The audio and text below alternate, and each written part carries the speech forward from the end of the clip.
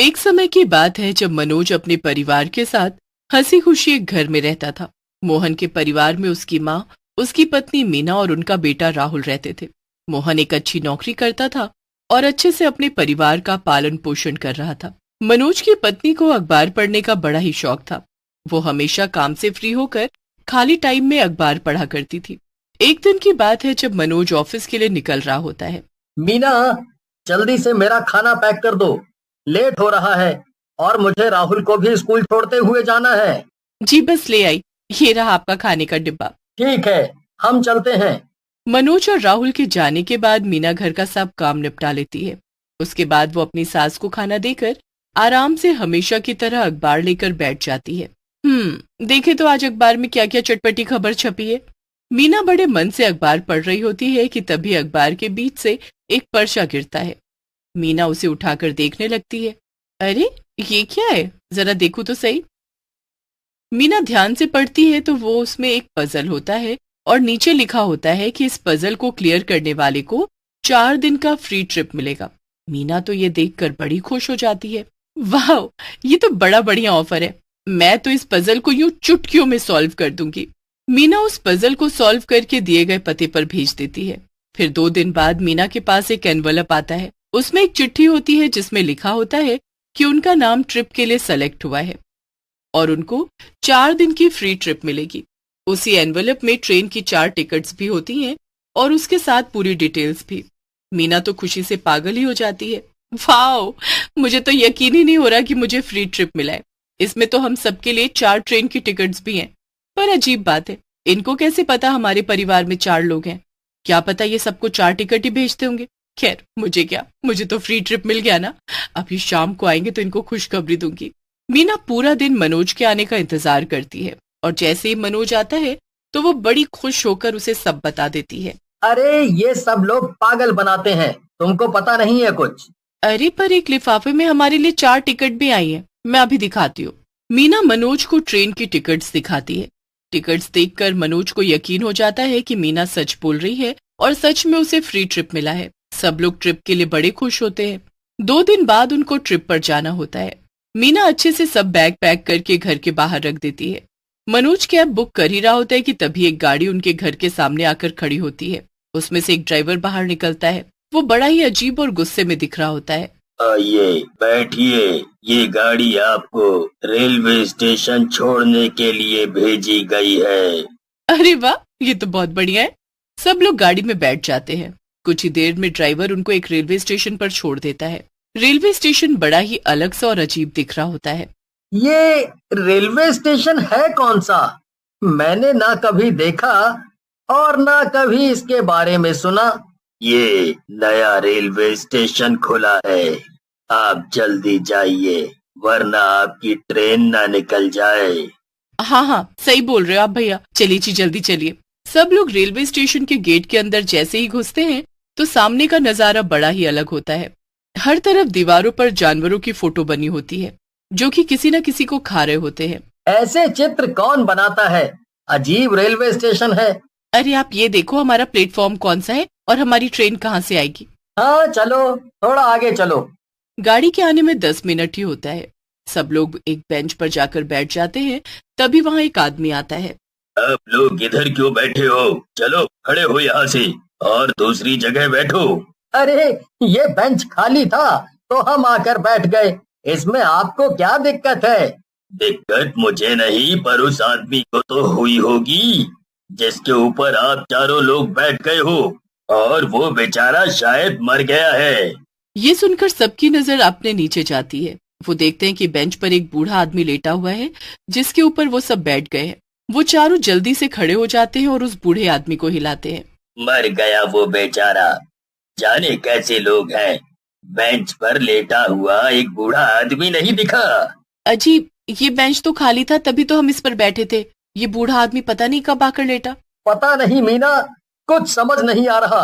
ये बूढ़ा आदमी हमारी वजह से मर गया ना? हाँ, तुमने मार डाला इसे। वो आदमी फिर एक दुकान वाले को आवाज देता है।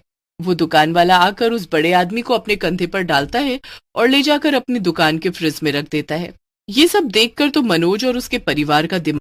मीना, ये दुकान वाले ने इसको फ्रिज में रख दिया। और देखो, इसकी मीट की ही दुकान है। ये कहीं इस आदमी को तो काट कर नहीं बेच देगा। अजी ऐसे मत बोलो, मुझे बहुत डर लग रहा है। मैं तो बोलता हूँ वापस घर चलते हैं, यहाँ कुछ ठीक नहीं है। पर हमारी ट्रिप? ये सब देखकर भी तुमको फ्री के ट्रिप की पड़ी है। चलो बैग उठाओ और घर वापस चलो। मनोज और मीना बैग उठाकर वापस जाने ही लगते हैं कि तभी सामने से उनकी ट्रेन आ जाती है। ट्रेन के आने के बाद भी वो वापस जाने लगते हैं। जैसे ही वो रेलवे स्टेशन से बाहर जाने की कोशिश करते हैं कि वहां खड़े दो आदमी उन पर गुस्से से चिल्लाते हैं, ये क्या मजाक है, वापस जाओ, तुम ऐसे वापस नहीं जा सकते। ये क्या बदतमीजी है, हमें नहीं जाना तो नहीं जाना, हमारी मर्जी। तुम लोग ऐसे हम पर अपना जोर नहीं चला सकते। अच्छा तो बताएं अभी तुमको हम क्या कर सकते हैं। दोनों आदमी गुस्से में आकर भूत में बदल जाते हैं। ये देख सबके होश उड़ जाते हैं। देखा पापा, यहाँ भूत है, मैंने बोला था ना आपको। हमें छोड़ दो, हमें जाने दो। नहीं नहीं, ऐसे कैसे, अब इस भूतिया रेलवे स्टेशन से तुम वापस नहीं जा सकते। हमने आपका क्या बिगाड़ा है, ऐसा क्यों कर रहे हो हमारे साथ? हम तुमको जबरदस्ती यहाँ नहीं लाए, तुम अपनी मर्जी से आए हो। यहाँ लोग अपनी मर्जी से आते हैं पर जा नहीं पाते। सब भागने के लिए सब दूसरा रास्ता देखते हैं। वो प्लेटफॉर्म से भागते हुए दूसरी तरफ जाते हैं। कोई फायदा नहीं भागने का, देखो तुम्हारी ट्रेन तुम्हारे इंतजार में खड़ी है, अब चुपचाप इसमें चढ़ जाओ। नहीं नहीं, कभी नहीं, मैं अपने परिवार को कुछ नहीं होने दूंगा। मनोज अकेला समझ नहीं पा रहा होता कि आखिर वो उस भूतिया रेलवे स्टेशन से कैसे बाहर आए। चारों इकट्ठे होकर इधर उधर बाहर जाने का रास्ता ढूंढते हैं पर किसी को कुछ दिखाई नहीं दे रहा होता। पापा, अब क्या हम यहाँ से कभी नहीं निकल पाएंगे? नहीं बेटा, ऐसा मत सोचो, भगवान का नाम लो, वो हमारी मदद जरूर करेंगे। सब हाथ जोड़कर भगवान का नाम लेते हैं। फिर उसके बाद मीना अपनी आंख खोलती है तो उसे एक पिलर पर एक पजल दिखती है। मीना उस पिलर के पास जाती है। उस पजल के नीचे लिखा होता है, इसे सॉल्व करो और घर जाओ, नहीं तो सामने खड़ी ट्रेन में बैठ जाओ। जी देखो जी, ये क्या है? बिल्कुल वैसी एक और पजल।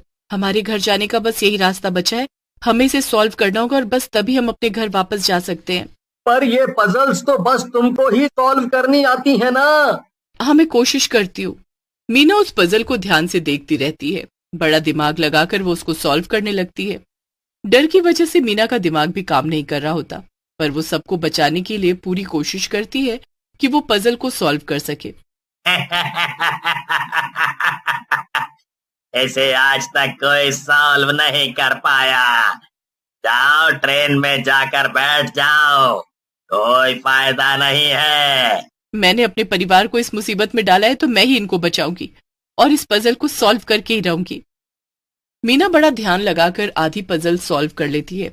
उसके बाद भी वो हार नहीं मानती। वो आंखें बंद करके पूरा ध्यान लगाती है और जैसे तैसे करके उस पजल को लगभग सॉल्व कर लेती है। अब आखिरी एक चीज बचती है जो मीना को बिल्कुल समझ नहीं आ रही होती। अगर मैंने इसे गलत भर दिया तो सब गड़बड़ हो जाएगा और मुझे नहीं पता कि इसमें क्या भरना है। मुझे पता है माँ, आप इसमें 4 नंबर भर दो। तुमको कैसे पता? अरे मुझे आती है पजल सॉल्व करनी, आप मेरी बात मानो और 4 नंबर भर दो बस। राहुल के कहने पर मीना आखिर नंबर 4 भर देती है और उसे भरते ही पजल से एक रोशनी निकलती है। रोशनी एक दरवाजे में बदल जाती है। ये दरवाजा हमें घर तक पहुंचाएगा। आओ माँ, आप सबसे पहले आओ। सब एक एक करके उस दरवाजे में घुसते हैं और जब बाहर निकलते हैं तो सब अपने घर के बाहर खड़े होते हैं। सबको ये देख इतनी खुशी होती है, वो जल्दी से अपने घर में जाते हैं और चैन की सांस लेते हैं। अब आज के बाद तुम कोई भी ऐसी पजल नहीं खेलोगी, समझी? और कभी किसी फ्री के चक्करों में नहीं पड़ोगी। हाँ, मैं समझ गई, मैं कभी ऐसा नहीं करूंगी। वो दिन उनकी जिंदगी का बहुत बुरा दिन होता है, पर एक बुरे सपने की तरह वो उस एक दिन को भूल जाते हैं।